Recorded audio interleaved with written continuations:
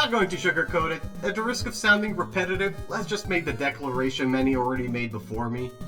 The various forms of entertainment media we've all enjoyed throughout our lives have been going through a lot, and to be perfectly honest, I wouldn't say it's in the best shape it's ever been in.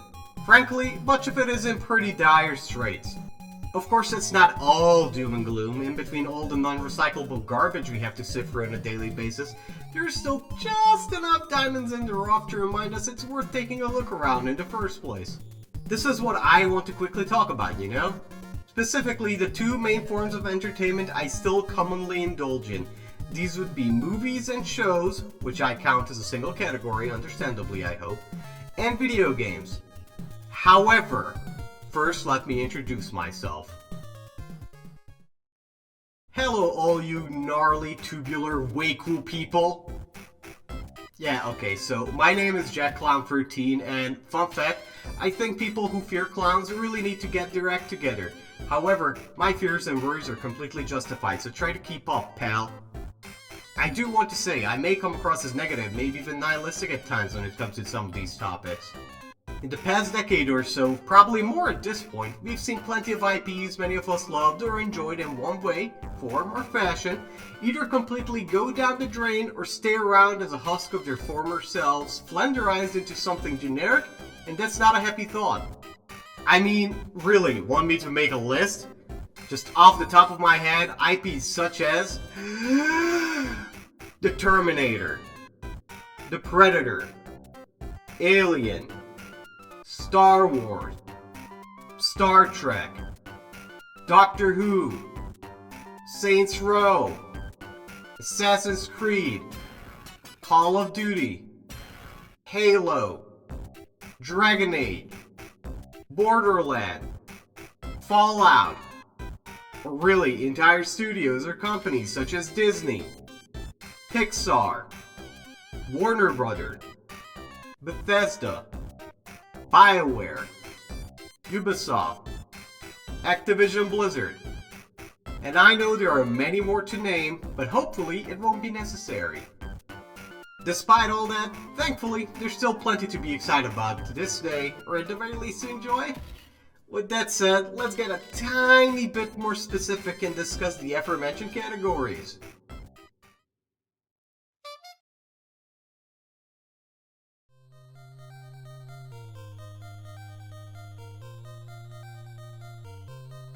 Alright, can't say we are off to a hot start, because Hollywood and other such entities haven't been in the hottest spot for a while now. Comic book movies have taken plenty of beatings in recent years, and for every Joker 2019, there's, well, Joker's French number 2.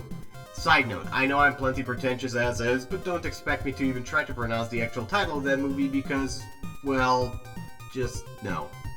Hell, aforementioned IPs such as Star Wars have achieved peak apathy lately, getting worse and worse viewership numbers with every release. That's quite something considering how valuable the franchise used to be.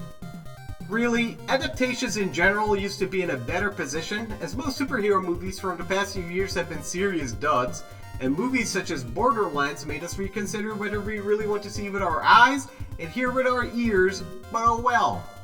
Luckily, not all is lost.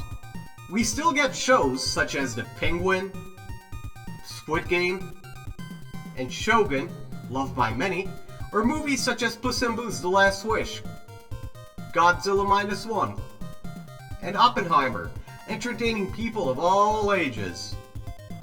Funnily enough, many of these are still adaptations. Let's face it, there's still plenty of talented, passionate folks out there willing to put the effort in to craft something worth watching. So once we get over this messy era, and probably let some executives stake their golden parachutes among a sea of colorful swear words from the adoring public, maybe we can move on to greener pastures?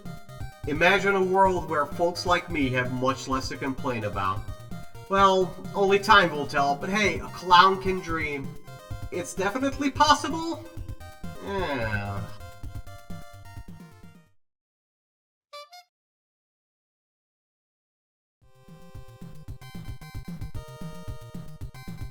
Ah yes, video games. Now we're talking. You know, I've been gaming since the age of 3, started out with good old Super Mario Bros. On the NES. or something similar. It's complicated, shut up. And it's been my main hobby through thick and thin, good times, bad times, and ugly times. Where was I when the first human landed on the moon? I was playing stuff like Circus Charlie, XIII, Castlevania 2, Simon's Quest.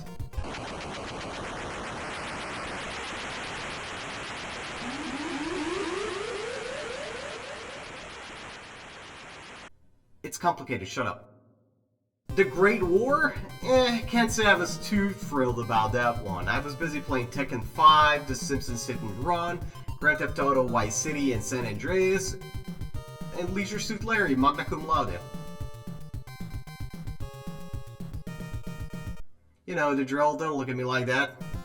2027, when the aliens touched down and destroyed half the planet, I had a Tetris.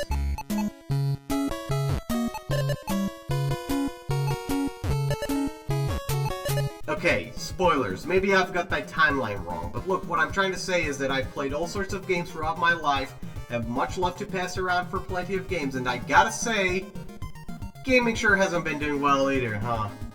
Well, AAA gaming anyway. As I already mentioned earlier, plenty of big companies have been pumping out oddly colored, smelly slime for years now, while not only raising their budgets to a ridiculous level, raising prices for us, the folks buying these games, and often relying on every method of monetization known to all of humankind, or my pal Tom Nook. Quick note, Tom Nook would never, because he actually likes us. Just look at him. I mean, expansions, DLC, boosters, random chance openable containers, battle passes, season passes, hard passes all around. It's just ridiculous, isn't it? And now some absolutely big brain folks hope that Rockstar Games will set the bar even higher, raising prices by nearly another 50%, simply because various publishers and developers wasted probably hunkajillions of dollars by releasing games nobody asked for and blaming the audience, who told them they don't want it, for not buying into it. What a time to be alive. However, even AAA gaming isn't completely lost. First-party games on various consoles, such as Astrobot, Ghost of Tsushima, also available on PC, Metroid Dread, Animal Crossing New Horizons, The Legend of Zelda Tears of the Kingdom, or multi-platform games such as Doom Eternal, Armored Core 6 Fires of Rubicon, Yakuza Like a Dragon games, among others, prove that the big-time studios can still put out games that are at least fun, and in some cases, outstanding in quality. There's also indie gaming.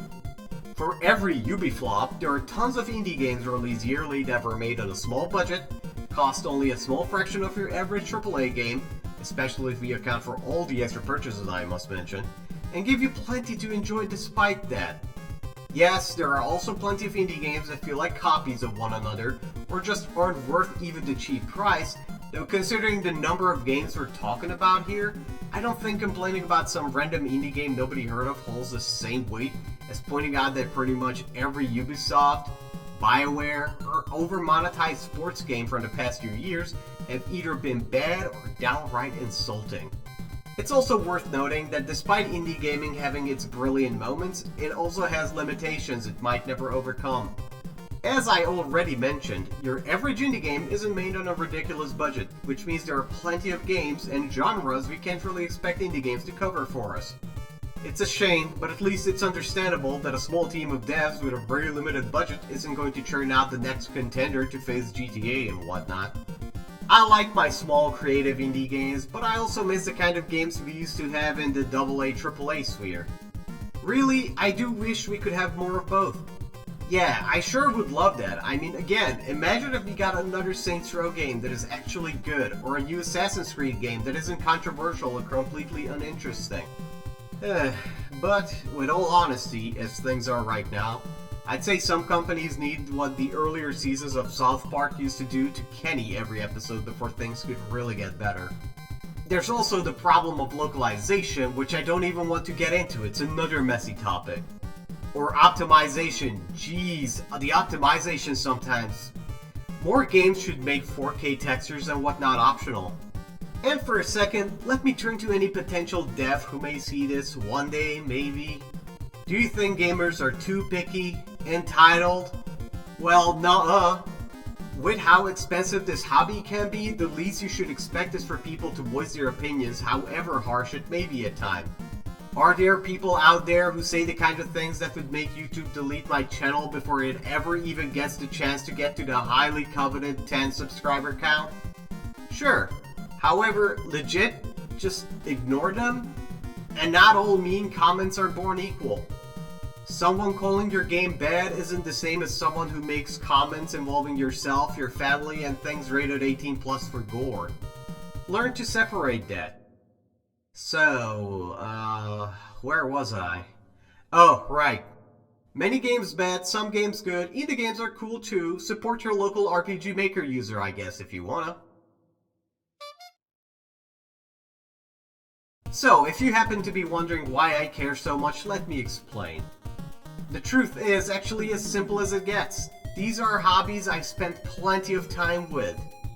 As I already mentioned something along these lines earlier, all throughout my life I watched cartoons, anime, movies, shows, read comic books, played games on various consoles and PC.